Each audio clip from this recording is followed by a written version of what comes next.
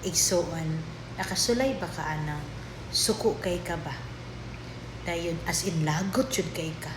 Lami na kayo ipatay og tao or as in dili na kakapugong mga maot na ang mga pulong na nigawas sa inyong mga baba.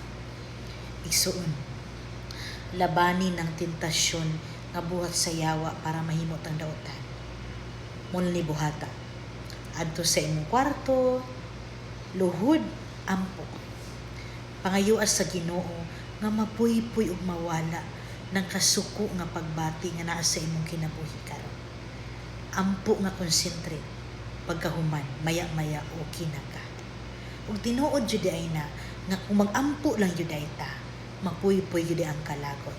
Pero usay mahimong makadaot nato pinaagi sa kasuko ug mapahinungdan nga makahatag tag kadaot sa atong isikataw, kasakit sa atong isikataw, kay usahay dili ta mapugnanon, palabion na lang nato ang atong emosyon plus dili ta magtawag sa balaang ngalan sa Dios. Muna igsuon, dako kay mahimo ang tabang sa pag-ampo.